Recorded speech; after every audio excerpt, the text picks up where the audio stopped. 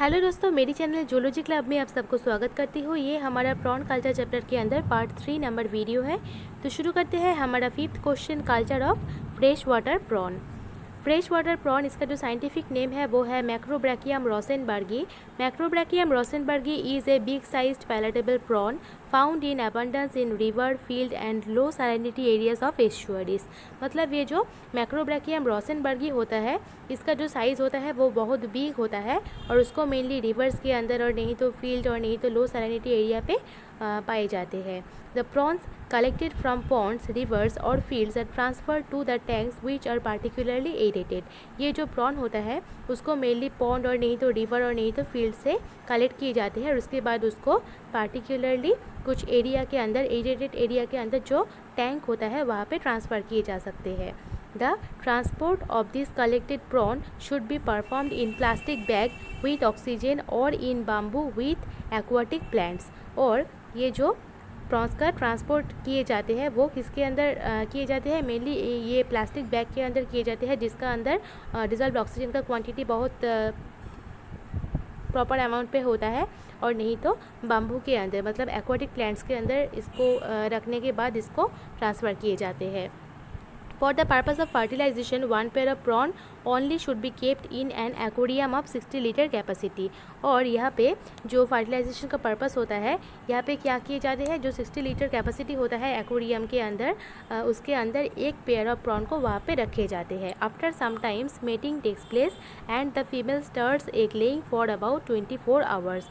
और यहाँ पे फर्टिलाइजेशन होने के कुछ देर बाद जो फीमेल होता है वो 24 आवर के बीच में ही एग लेइंग शुरू कर देते हैं। Spawning tank of different sizes should be prepared. यहाँ पे जो स्पॉनिंग टैंक होता है उसका जो साइज़ होता है वो डिफरेंट होता है, क्योंकि यहाँ पे अगर 10 पेयर्स ऑफ जो प्रॉन्स होता है उसको कल्चर किए जाते हैं तो वो जो स्पॉनिंग टैंक होता है उसका साइज़ 200 × 100 × 40 सेंटीमीटर होना चाहिए। और अगर वहाँ पे जो क्वांटिटी होता है प्रॉन का वो 24 पेयर्स होता है तो जो स्पॉनिंग टैंक का साइज़ होता है वो 300 × 150 × 40 सेंटीमीटर के आसपास होना चाहिए। For the development of eggs under proper condition the mixing of sea water with fresh water is well suited. मतलब यहाँ पे एग्स का प्रॉपर डेवलपमेंट के लिए वहाँ पे जो कंडीशंस होना चाहिए, जो प्रॉपर कंडीशंस होना चाहिए उसको क्रिएट करने के लिए वहाँ पे सी वाटर के साथ साथ कुछ फ्रेश वाटर को भी मिक्स कर दिए जाते हैं। With the increasing time of the egg development as indicated by the change in the color from orange to light gray। और वहाँ पे एक का जो डेवलपमेंट होता है वो टाइम से टाइम उसका कलर चेंज होता रहता है, क्योंकि उसका जो कलर होता है वो ऑरेंज से लाइट ग्रे तक हो जाते हैं।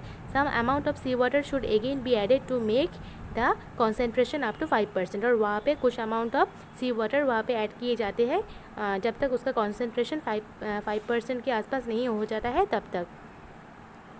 The eggs hatch into larvae which should be transferred immediately to other tanks। और वो जो एग होता है वो उसका हैचिंग हो जाते हैं और उसके बाद उसके अंदर जो लार्वी होता है वो हैच आउट करते हैं और उसके बाद उसको इमीडिएटली ट्रांसफ़र किए जाते हैं अदर टैंक के अंदर, जो टैंक सीमेंट से तैयार किए जाते हैं। और उसके अंदर स्पॉनिंग टैंक का जो वाटर होता है उसके साथ साथ कुछ अमाउंट का सी वाटर भी वहाँ पे ऐड किए जाते हैं।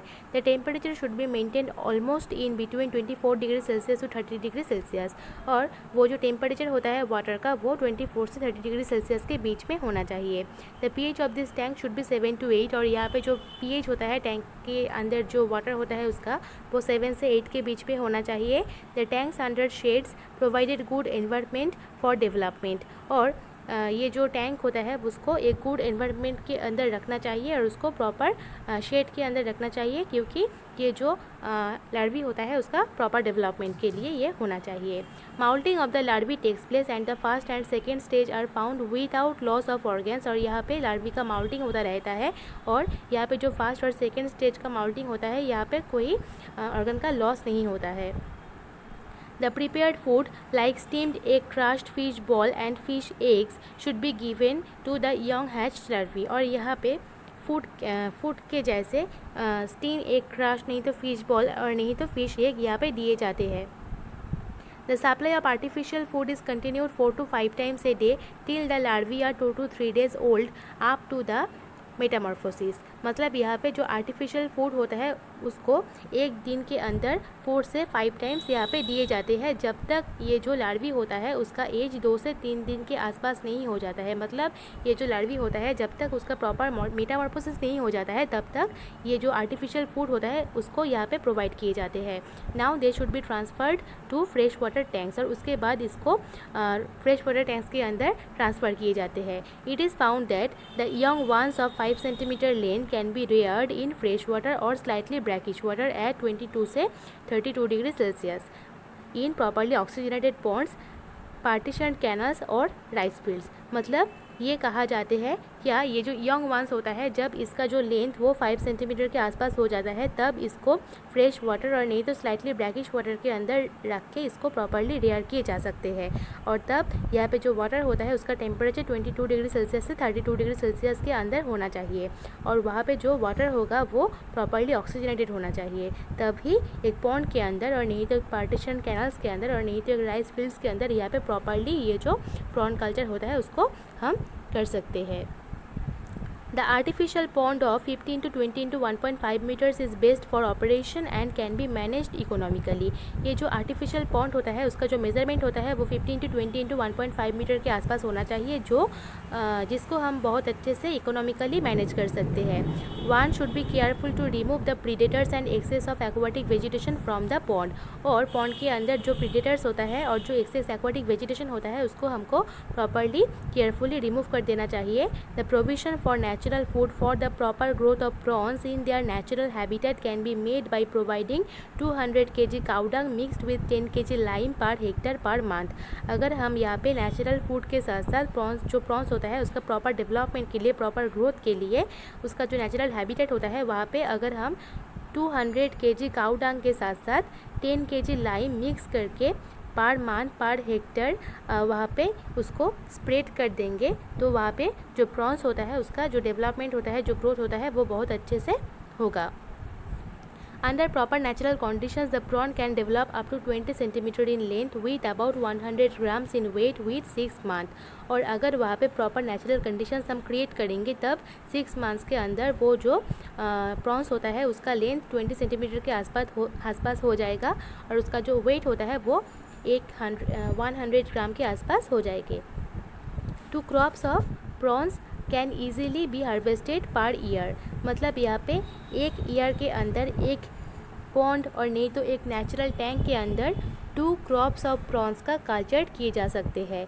In paddy fields with 12 centimetres water young prawns of 3 months can be introduced. मतलब जो पैडी फील्ड होता है वहाँ पे जो 12 सेंटीमीटर्स वाटर का डेप्थ होता है उसके अंदर जो प्रॉन्स को वहाँ पे छोड़ दिए जाते हैं, उसका एज 3 मंथ्स के आसपास होना चाहिए, so that they may attain maturity with paddy when paddy is harvested. क्योंकि उसका डेवलपमेंट के लिए कुछ टाइम चाहिए और ये पैडी फील्ड्स के अंदर बहुत पहले ही इसलिए वहाँ पे छोड़ दिए जाते हैं क्योंकि जब पैडी को हार्वेस्ट किया जाता है उसके पहले ही ये जो प्रॉन होता है वो प्रॉपरली मैच्योर हो जाता है। अगर आपको मेरी वीडियो पसंद आए तो मेरे चैनल को ज़रूर सब्सक्राइब कीजिए और इस वीडियो को लाइक कीजिए और शेयर कीजिए। Thank you.